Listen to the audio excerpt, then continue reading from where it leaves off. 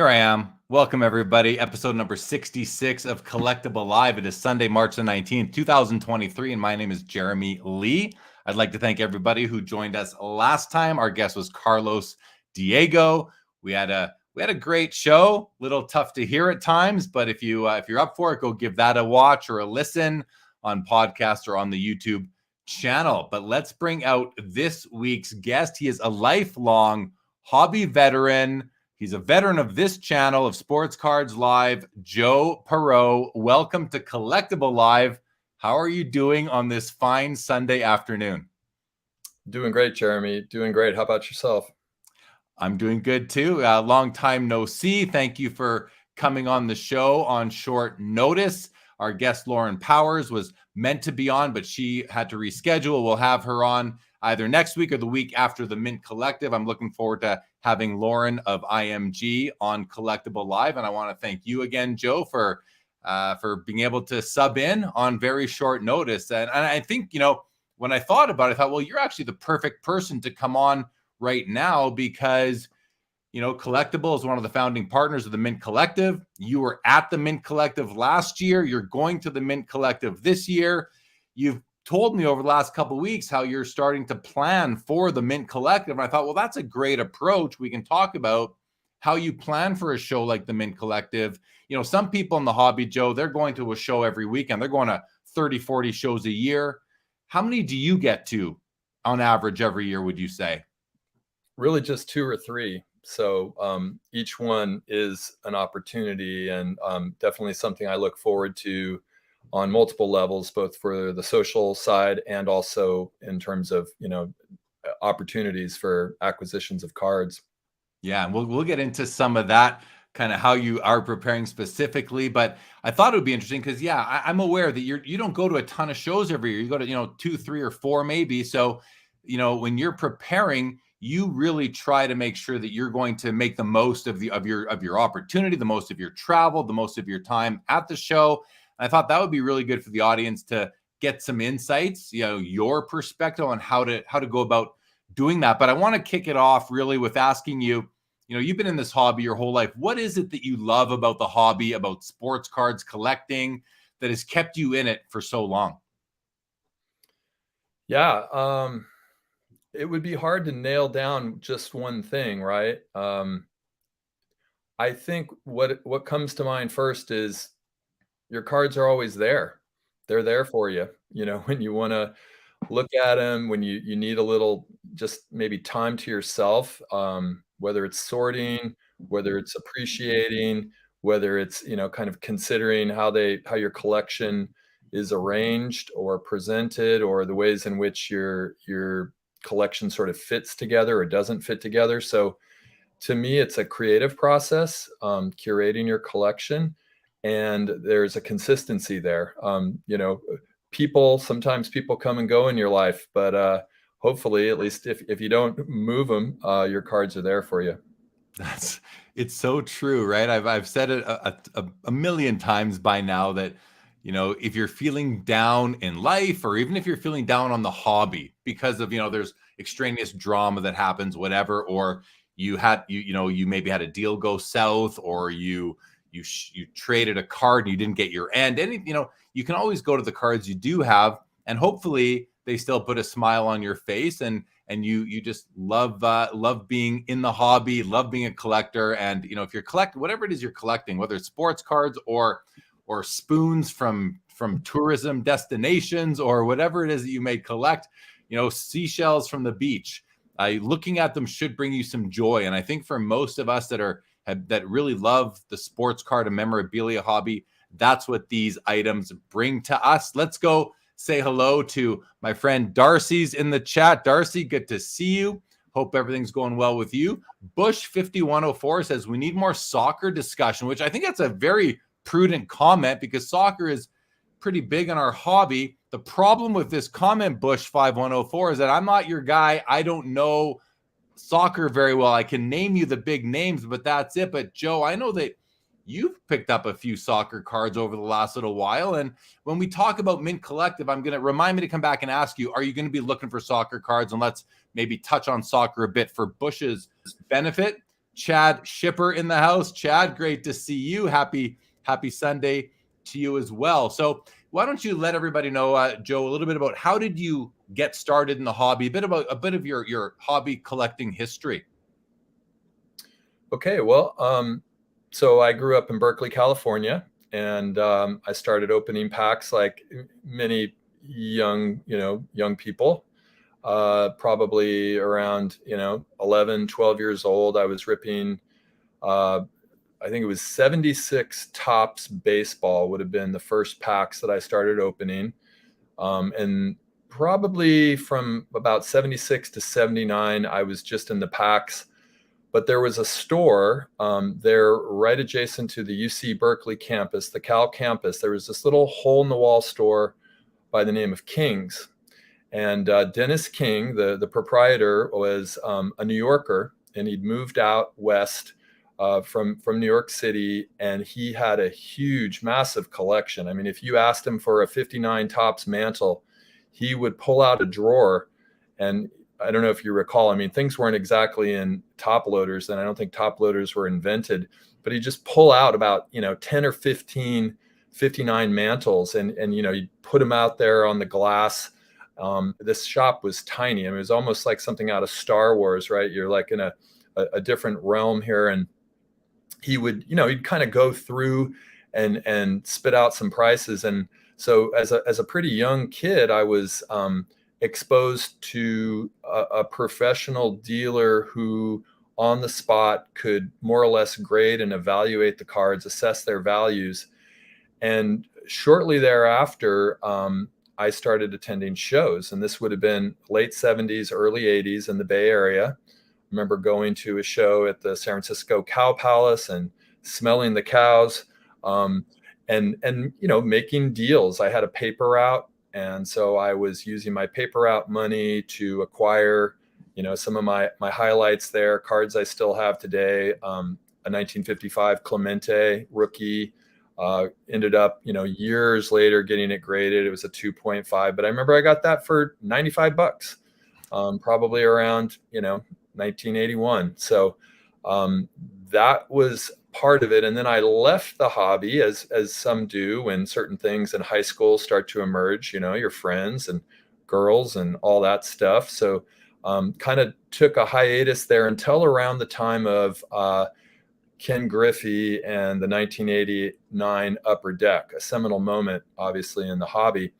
And came back into the hobby then. There was a local card shop here in Santa Cruz that I started popping into. And at that time, I was actually, it was 90 Leaf baseball. We all remember, Dave Justice, Kevin Moss, Albert Bell.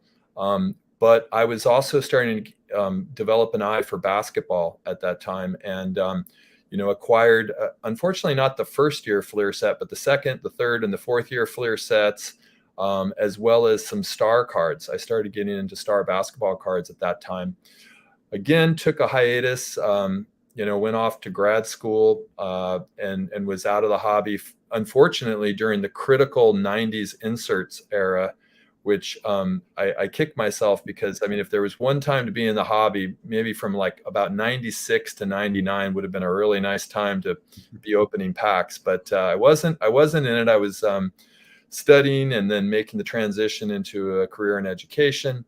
So from there, it was around 2003 that I kind of returned, and it was really eBay. At that point, I discovered eBay, and for someone who had been, pretty isolated in terms of what I had access to, eBay was like a revelation. And so from about 2004 to maybe 2014, I probably acquired the bulk of what I would say my vintage collection, mostly baseball, tobacco, various, American Caramel, T206, the various Bowman and early Top stuff. And so that was kind of the heart of my collecting time. And then again, I took a little bit of a hiatus there and came back actually right before the pandemic hit. I started popping into, it was actually the Zion and jaw craze, where I went into Target, grabbed a couple boxes, hit a Zion and a jaw, and was sort of like, wow, this is kind of exciting. And then the pandemic hit, and then I met you. I started connecting with all sorts of other people just through, the various social media platforms. And at that point, my collecting interest sort of morphed a little bit more into ultra modern basketball. So here we are. Oh, it's a really a great history, and it's fun for me to hear it from start to finish like that. And on Collectible Live, we try to open up the audience's eyes to other perspectives, people's histories.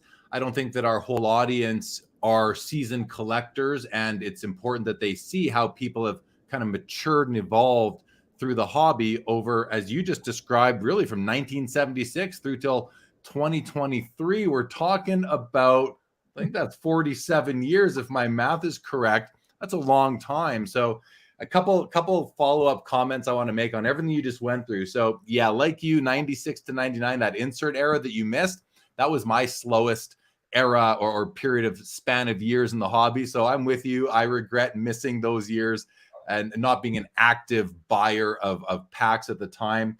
Missed it out. I also, like you, had a paper out in the 80s. And well, maybe for me a few years later. I'm much younger than you, but in the 80s, I used my paper out money to buy a lot of packs and singles, a little bit later on, as I was in high school and junior high, I suppose. So I think a lot of people use paper out money to buy cards. You mentioned 76 Tops. I think about the second year Gary Carter card.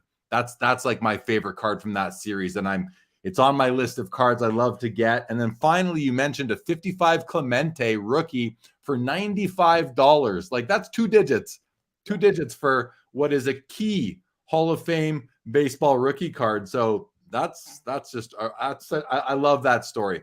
Really cool. So I was going to mention one other thing, that at that time when I was a kid in that realm, you had the Sports Collectors Digest. I think you had the Trader Speaks or something. There was periodicals like newspapers, and I got a few of them. And you would send off registered checks, right, in the mail, and sight unseen. It was a VG Hank Aaron card, 54 Hank Aaron card, $125. You hoped it arrived. You hoped it looked reasonably good. But I mean, it's just a total different world there, where you would buy a card sight unseen and just hope for the best. And luckily for the most part, I think people were pretty honest back then, so I did okay.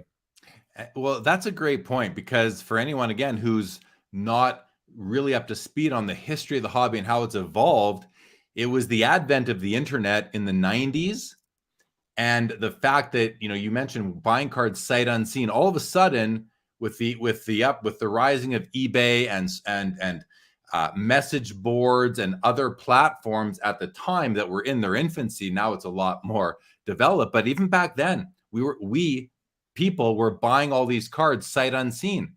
You couldn't touch them, and that's what gave rise to grading. All the grading companies, to PSA and SGC, and eventually Beckett at the beginning of time, was so that people would have more assuredness as to what they were going to get. You had that third party opinion of the card you were going to receive, so there was less risk as a buyer.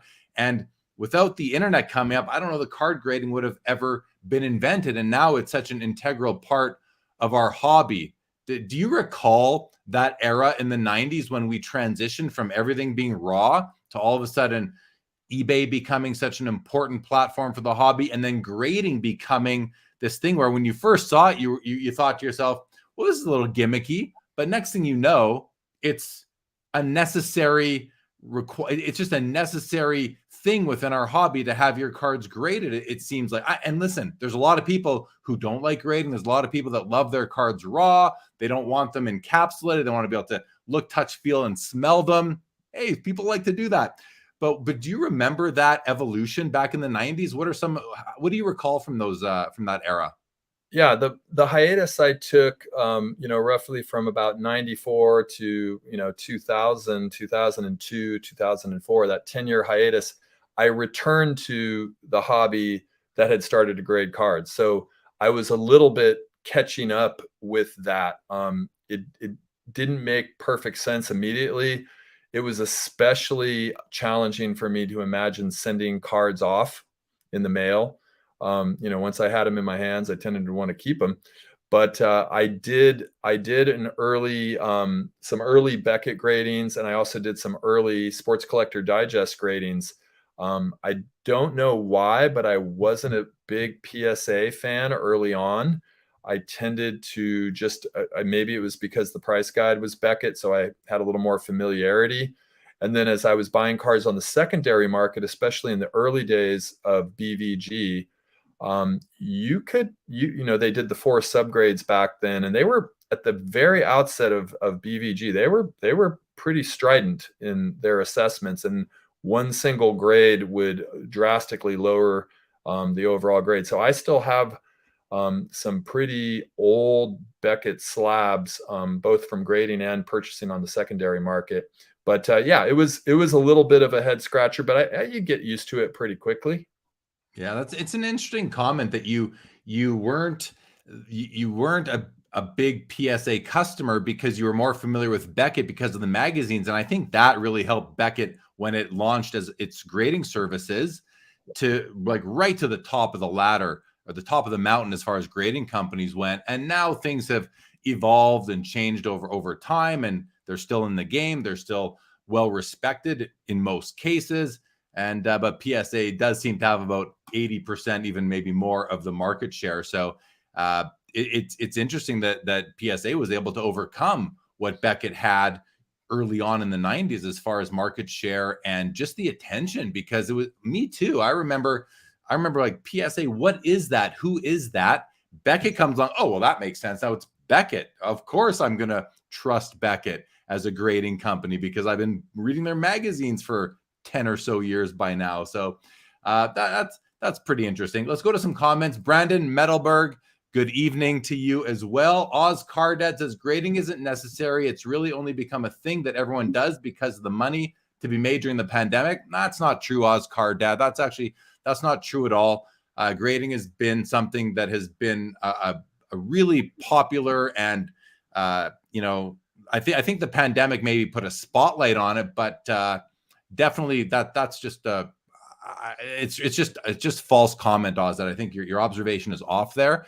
It didn't only become a thing because of money to be made during the pandemic.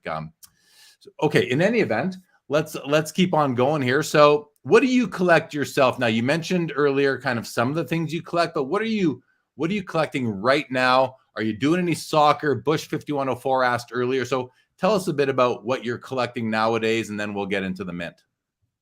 Yeah, my eyes are wide open at all times for really almost anything. I tend to focus on modern, ultra modern basketball. I'm catching up on some of those 90s inserts, so I keep my eyes peeled for, some of those Kobe's, Jordans, Anthony Hardaway, Penny Hardaway, those kind of things. I do team collect Golden State Warriors, so I might pick up a rookie here and there. And most recently I picked up a Steph sneaker card at the Burbank show, an NT sneaker card. NT being National Treasure. National Treasures, yep. And then and Bay Area, famous stars like Jerry Rice and Joe Montana. I'll look for those.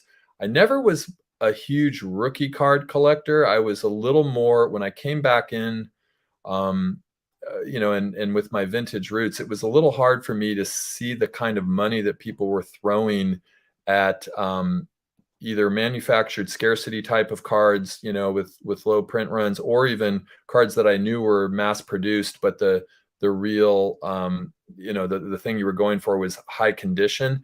I tended to find myself being more interested in auto mem cards. So I still kind of have that general impulse to look for, cool on card autographs, maybe a game used swatch, multicolored, something like that. So I picked up a Jerry Rice on card auto at the Burbank as well. I think I showed that to you. And then I have always and will always keep my eyes open for nicely presenting vintage cards, whether that's, in the realm of the 50s, whether that's, a nice 70s issue. It really, and maybe you can relate to this, Jeremy. I don't typically just there are cards that I target, but more often I'm just looking for opportunities of really nicely presenting issues of cards that I feel like have an aesthetic appeal. And they may not be rookies. They may be from a particular year I like. They may just have an incredibly high level of registration. So I think over time that becomes more of the interesting thing, not like I'm looking for this one thing, but I'm really just keeping my eyes open for a card that I've probably seen before. 58 Topps Maze, the blue maze, like those aren't easy to find centered. They've got a lot of print dots that can have registration issues. When you see a bang on centered with really nice blue coloring and saturation, it's like, yes, sign me up for that. So it's really just eyes wide open. And speaking of soccer, I did almost make a deal at the Burbank show for a Neymar. I believe it was also a National Treasures numbered to 10 gold, and it was just most of the soccer cards you're looking at sticker autos. It was an auto patch card, but sticker. But I've got a few Messis and a few Ronaldos. That's mostly where I end. I can't say I'm a soccer expert or anything, but I do know that both of those players are going to be renowned for many, many decades to come. You mentioned registration, which, as you know, and a lot of my regular sports cards live audience knows, registration, that's my jam. I'm all about registration on a card, how focused it is, how the printing plates were positioned and aligned upon the production of the cards themselves. So registration refers to that. How is there blur in the image? When you talk about an issue or a card that you see at a show in a showcase that presents well, you're obviously going to want to love the design of the card. You're going to want to love the color.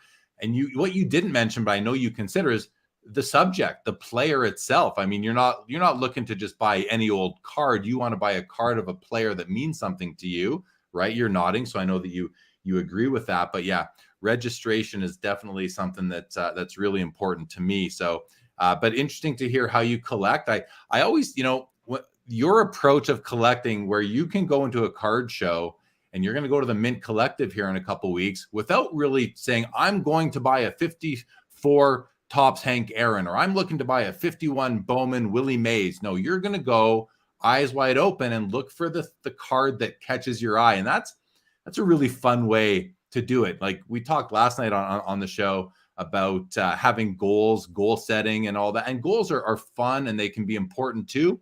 But there comes a point, I think, as you evolve as a collector, where you can you don't need it. Maybe you don't need a goal anymore. Now you're just looking for what catches your eye, because perhaps you've been through the goal setting process in the hobby already. Okay, let's go to some more comments that have come in. Nick Martelli says, grading is almost like insurance for our cars. It helps ensure the value. I think there's something to be said for that, Nick. I think what grading does is it just it comes back to what it really is. It's a third party opinion on the condition of the card. It's encapsulated. So the theory is that it protects your card, but it also just means that you don't need to say to people, oh, the card's in VG or the card's in Mint or it's gem Mint. You're kind of disassociating yourself with having to give that assurance to your customer or the buyer, and you're just putting it on the grading company. Now we know that the grading companies it's subjective. They're not as consistent as we'd like them to be, but it's better than nothing. That's for sure. So I think and as far as ensuring value, yes, I agree with that, because that most people are going to accept the grade on the slab for what it is. However, there's been a movement lately especially amongst vintage collectors, to really value the eye appeal of the card versus the technical grade, without ignoring the technical grade, but really looking at how the card presents. It might have a technical flaw on the reverse side that brings it down to a 2 or a 1, but the front might present like a 6. Well, that card like that shouldn't sell what a 1 or a 2 sells for. It should sell for more like what a 5 sells for. And I think a lot of more sophisticated collectors are starting to, and savvy collectors are starting to realize that and give value to cards for how they present versus just how they're graded. Colin Murray says, hey guys, good to see you, Colin. Grading is essential to be in this business as a business. I think what Colin means is what I was just saying, right, Joe? If you're going to be in the business, if you're going to be traveling show to show and you're going to be offering vintage cards as your inventory, and I know Colin is a vintage dealer, it's going to help to have those cards graded because very few people are going to buy a raw card at a card show now. The first thing people wonder when a card isn't graded is why isn't it graded? And that's not a good starting point for any negotiation, any deal at a card show. I think that's really what it comes down to for Colin. But Colin, if I'm wrong, correct me or feel free to add to that. Curious to know if there's anything I didn't say that comes to mind for you, because I know you'll have some good advice there for people. Last Schwein is now Sylvain. Good to see you. What's going on? He says the market has definitely gotten wiser since the pandemic days. And you know what? I'm gonna take a little bit of credit for that, just a little, and I mean that, a sliver. I think a lot of it has to do with the proliferation of information coming through podcasts and coming through YouTube and coming through Instagram and Facebook and Twitter. There's so many more people sharing their experience. I think that's a lot. That has a lot to do with it. And I've been creating content. It's 3 years this month, so I'll take a very small piece of the credit for that because I'm sharing it with a ton of people. Dufects of Life says grading closes the information asymmetry gap. Yeah, for sure. Back in the day, dealers held informational advantages. Grading helps close the gap, provide liquidity, and increase the activity of the hobby.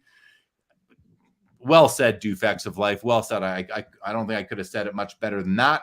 I think that's what do you think, Joe? Anything jump out to you from a couple of these last comments? Yeah, I think Dufects is bang on. All right, so let's switch it up. We will keep our eyes on the comments, guys. I want to talk about the Mint Collective and preparing for it, Joe, because you're somebody who, again, you take your card show time seriously. You know, you're incurring the expense to travel. You need an airplane ride. You need a flight. You need hotel. You need to buy food. In Vegas, everything's going to be more expensive too. So you want to be there and make sure that you're exploiting the time you're spending there to your maximum capacity for enjoyment.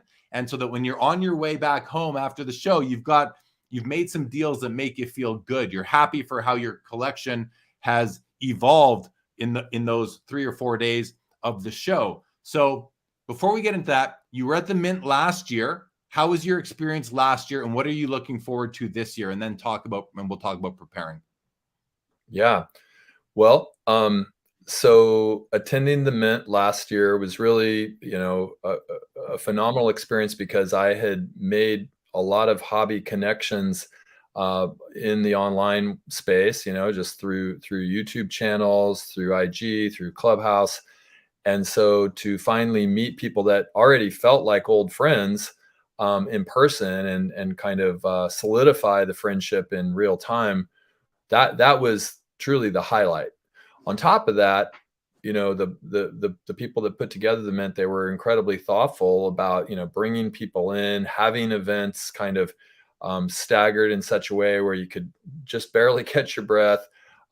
Various athletes, Paul Pierce, Emmett Smith, Jerry Rice, which I still regret not getting in to get an autograph. I guess you had to win an auction or a lottery on that one. I was hanging outside just like, will they let me in, please? But yeah, the whole experience was fantastic. And the best part of it, I mean, there was, it was educational. I really appreciated that you could tell they were trying to do something different, kind of a hybridized marketplace that also included a lot of cutting edge dialogue about the industry, where things were headed. And of course, this is going to be a different year. The market has changed. The economy has changed. Last year's Mint was really riding high the sort of boom that was created by the pandemic in the world of sports card collecting and the hobby. So it'll be interesting to see what the tone is in that regard and where people's minds are. But the main highlight last year for me was just connecting with human beings that I had not had the chance to yet, but we're already friends.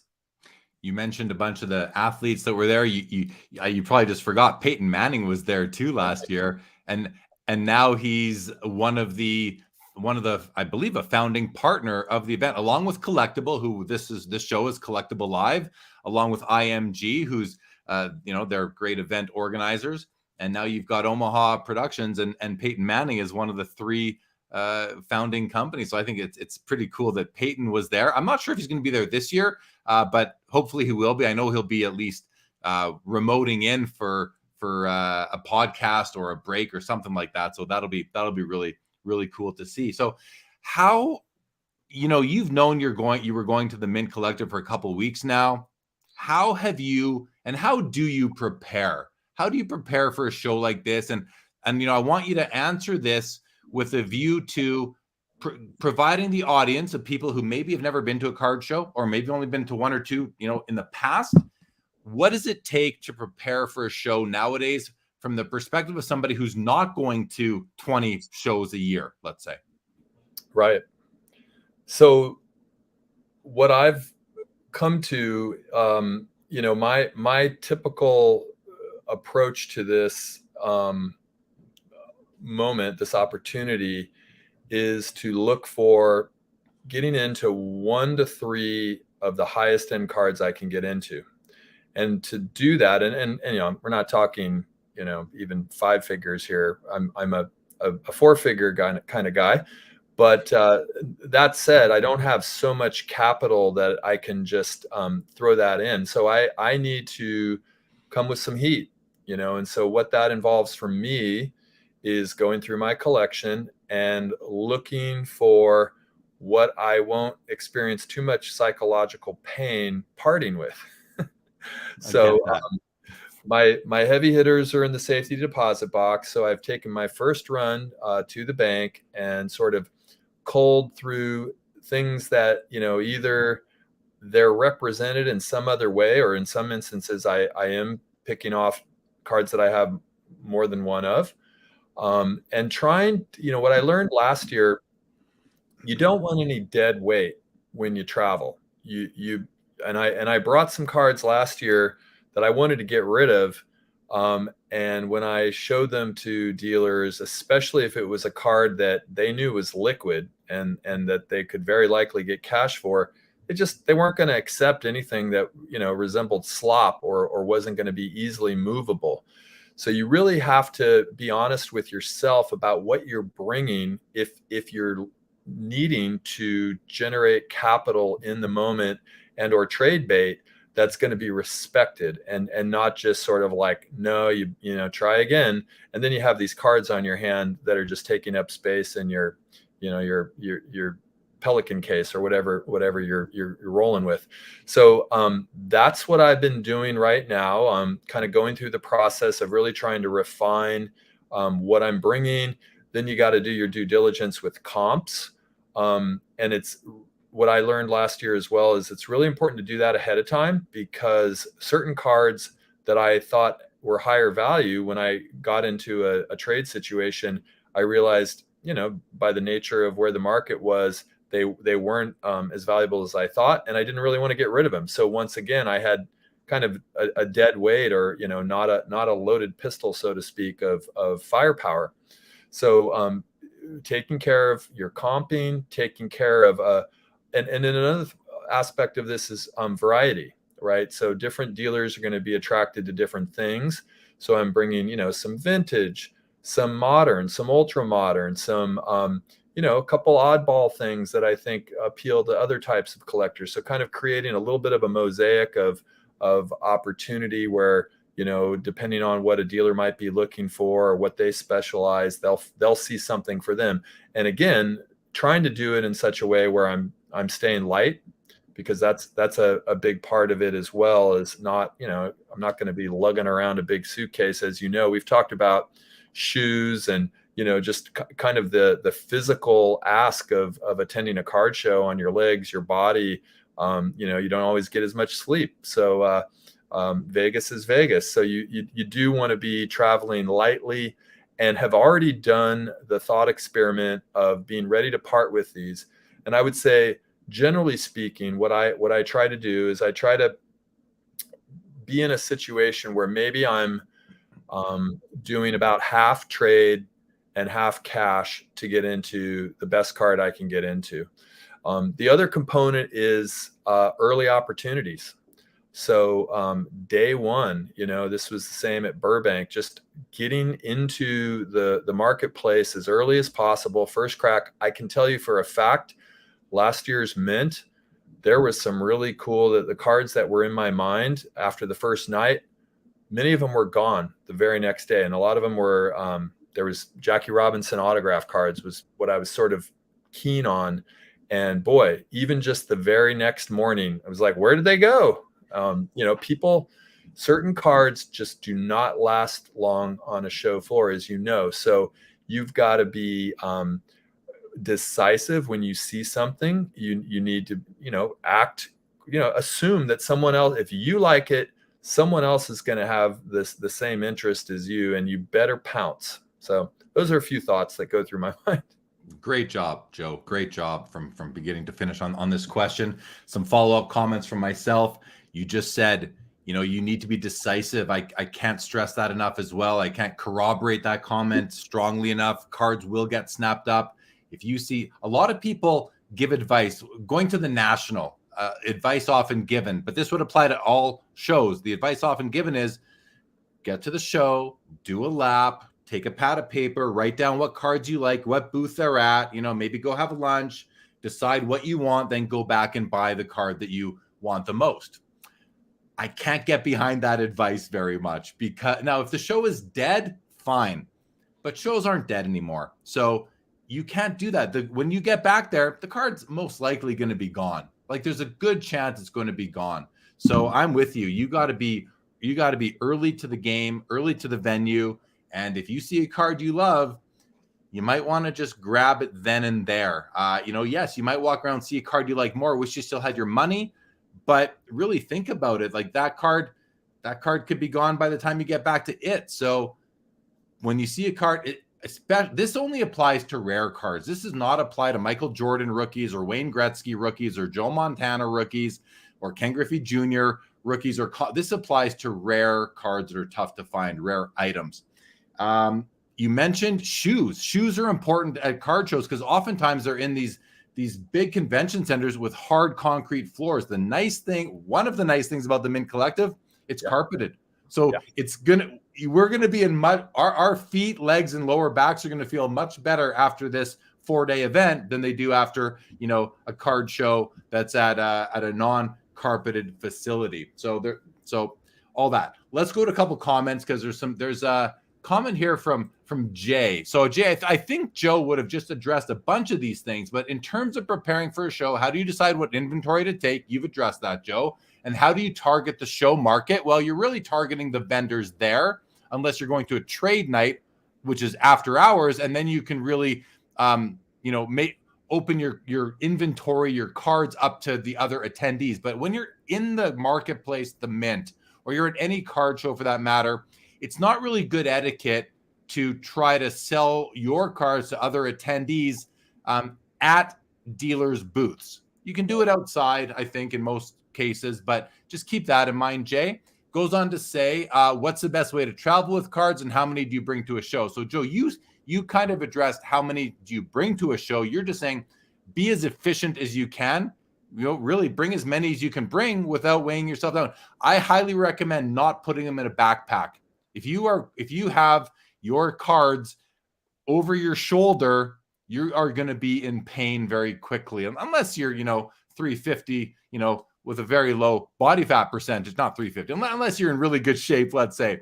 But for a normal average person, I can't do a backpack. It's a wheelie. I'll carry a wheelie behind me, sort of thing. Even these Pelican cases and Zion cases that people are using, they're carrying them. There are some with wheels that you can carry like a carry-on for a flight. That's what I recommend. That's what I do. But the best way to travel with cards, I would always say to you, Jay, and everybody else watching, keep them on your person. Now, if you're taking more that you can't fit in your carry-on to put in the overhead compartment on the airplane, then maybe you want to segregate your most valuable from your cheapest, put the cheapest in your, or the least valuable in your suitcase that goes under the airplane, but keep your valuable cards with you and by on your person, I just mean on your, in your carry-on.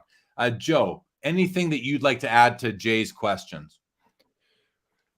Yeah, I agree with you. I'm probably, I'm by no means a dealer, so I am going light. I learned a little bit from you, Jeremy.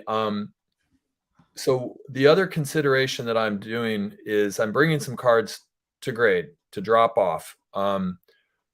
I've grown fond of tag. I'm bringing some cards to get tagged. There's a few cards that I think would be good in BGS holders.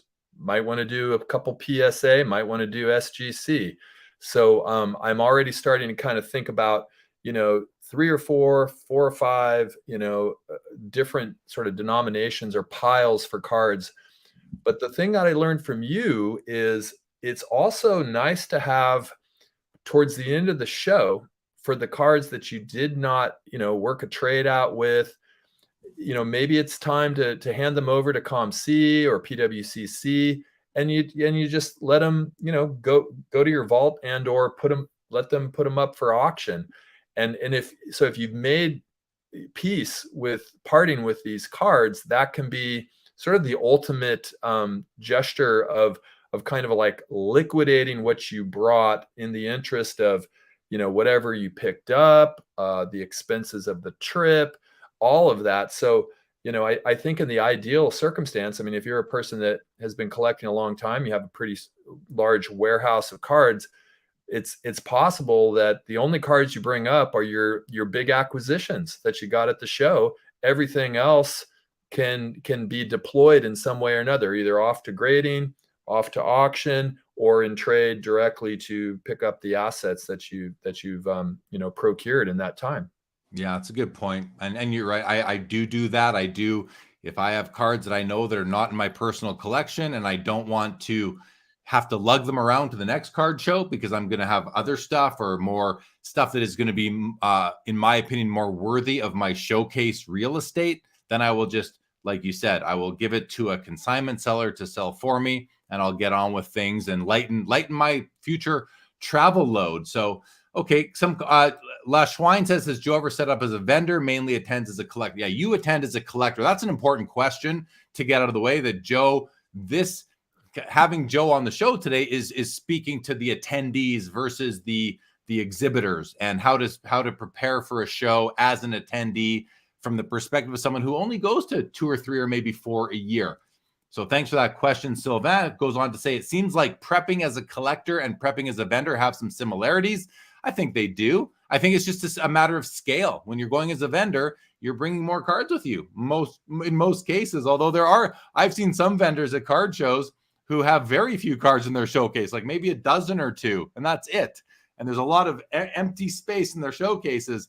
And then there's some collectors who come with that backpack or that wheelie that's just stacked with slabs and one touches and a bunch of cards. So definitely a point there. Seb Menard says, if you plan, this is back to the grading discussion, if you plan to sell your high-end cards when you'll be old, it will be easier and quicker if they are graded. I agree. Even more necessary if you pass away and it's your family who has to sell them. This is something that is, I think, under addressed in the hobby, is the whole estate planning angle. What happens if you get hit by the proverbial bus? What happens if something happens and you die and you burden your wife, your husband, your parents, your kids with your collection, and they don't really know what to do with it? That's like a worst case scenario, because you've got a lot, in many cases, we have a lot of money invested in these cards. You want to make sure that it's easy. So I always advise people to, when you have your will, your last will and testament written, have a clause in there that addresses your sports collectibles and what you want to do with them. And what I've done in mine, and it's all legal and everything, is I've actually assigned a certain third-party seller. I've said, and it's in there, I want you to reach out to this seller and they will sell the cards for you. to the extent my kids don't want them, which I don't know. They're 4 and 6, so we just don't know that yet. But, you know, if something were to happen to me this year, the instructions are gonna be to sell and use that money to better everybody's life, and that'll be the end of it. But really important to have some direction for your next of kin as to how to handle the ultimate disposal of your collection if they're not going to keep it and love it as much as you did, which I don't know how many people have kids that can love it as much as we do, but I'm sure some of us do. So really important comment there, Seb. Thanks for bringing that up. And then, okay, no, I think that's it for comments. So good. All right. So Joe, I want to ask you this. The Mint Collective is more than just a marketplace. Last year, the marketplace, I think, was Friday, Saturday, Sunday. There was the opening gala Thursday night. And then on the Friday, there were also, and maybe the Saturday too, maybe even the Sunday, there were some breakout sessions and panel discussions that were happening concurrent with the marketplace, the show, the card show itself. They've adjusted the way they're doing it this year, where the marketplace will be Saturday, Sunday, but there will be no concurrent events. Those events, the panels, the workshops, the discussions are going to be happening on the Friday.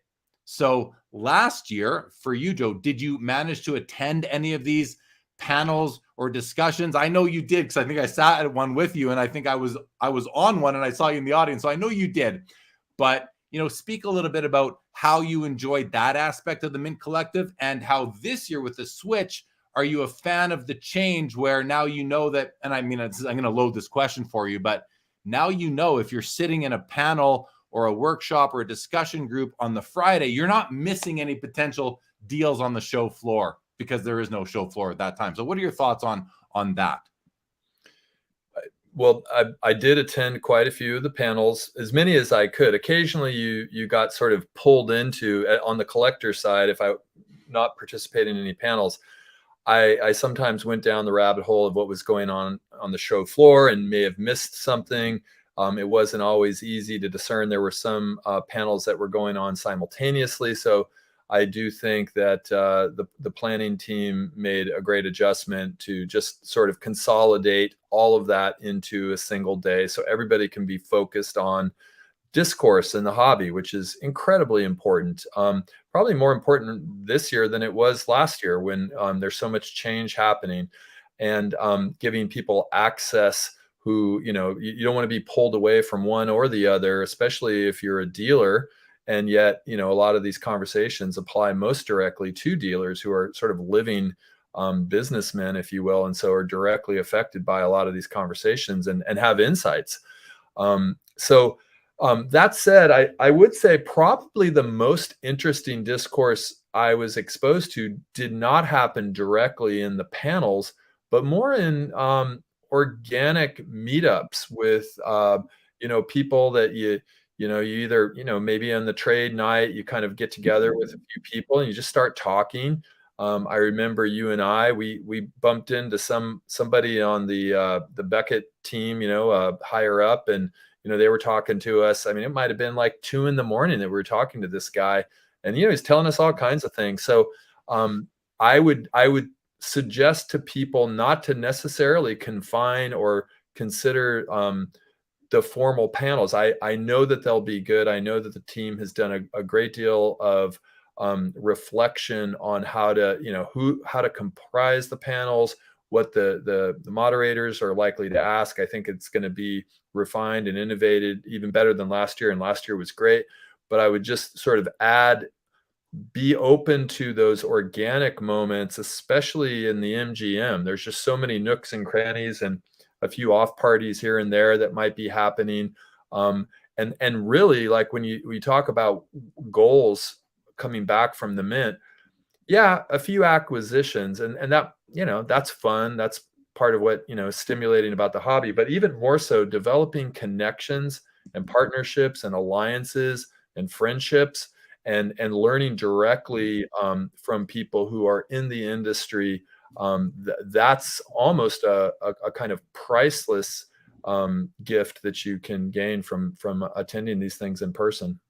Yeah, man, you're full of good points today, seriously, because while I'm excited to be able to attend the workshops and panels on the Friday because I won't be missing any action on the floor. I will be there with tag grading. I will be at the tag grading booth on the Friday, Saturday, talking to hobbyists and showcasing our technology and all that. But on the Friday, and I'll be checking out the show floor as well. Well, on the Friday, I will be soaking up the knowledge. I will be moderating a panel on Friday on the future of the hobby with panelists Jesse Craig from PWCC.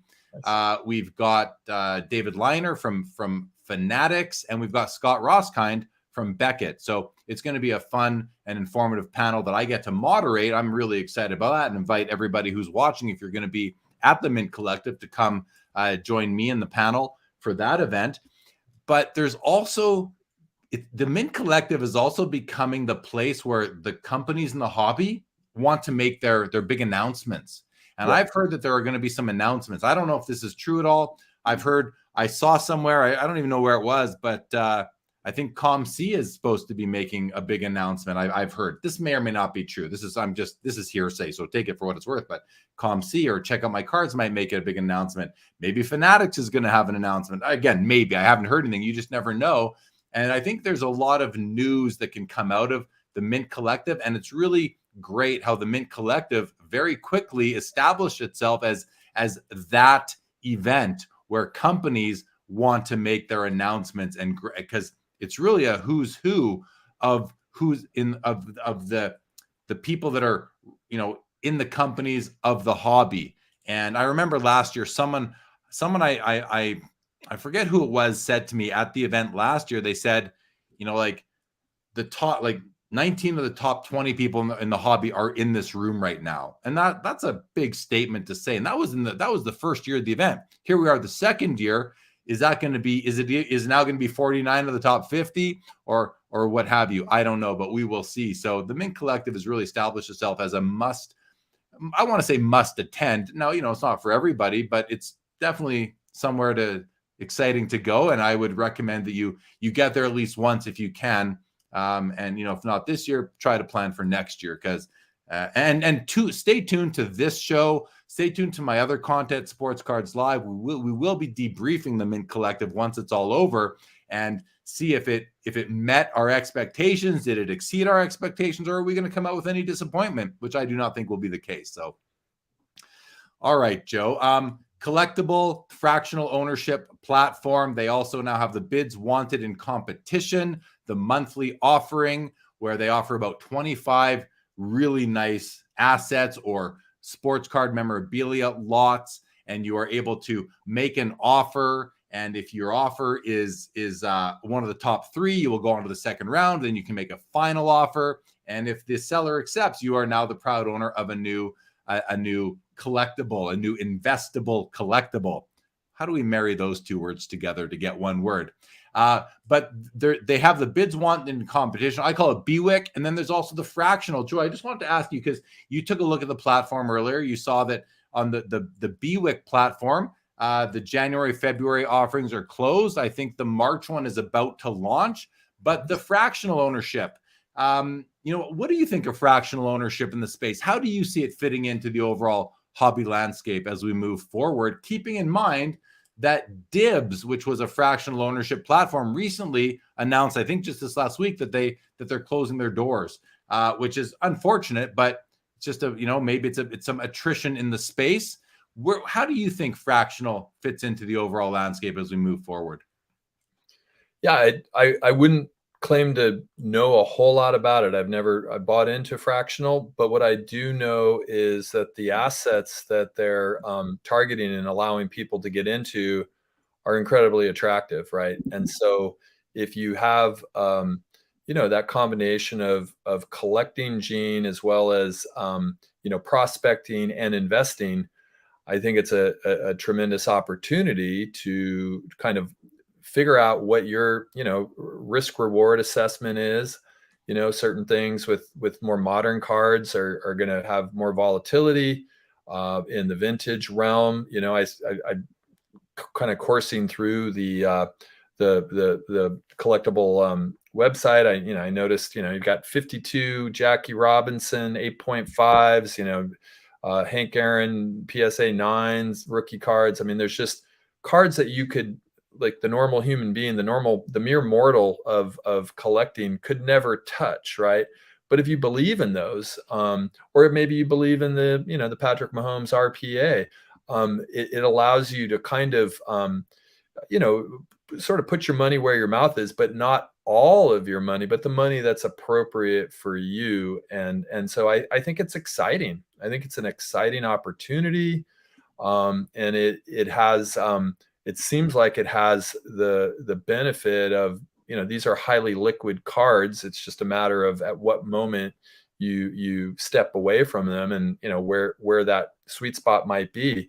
But it's obviously everything in this world at that level, there's a gamble, or there's a little bit of risk involved, but that's kind of the exciting part. And I like the idea that allows you to be part of an asset that you would never have access to in sort of normal times.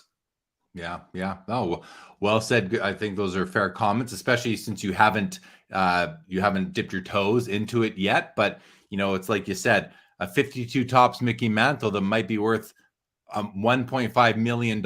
How many people can really get into one of those? But if you want to put $1, $2, $3, $4, $500 into shares of it at 10 or 25 bucks a share, it gives you some ownership of one of those really cool pieces. Now, you're not going to be able to take it home. It's not like you guys are, I get it this week, you get it next week. No, it's going to stay in the collectible vault. They're going to have it curated. They're going to be the custodian of that card, the steward, take care of it, make sure that it's safe and sound, and they're going to entertain offers on it when they do come in. So it's a way to, you have to get your head around it. It's not for everybody, because a lot of collectors like to have their cards in hand. But it doesn't have to be this or that. You can still collect cards, and then you can maybe have a few shares of some of your favorites that you otherwise wouldn't get to own in full, because they are just so valuable.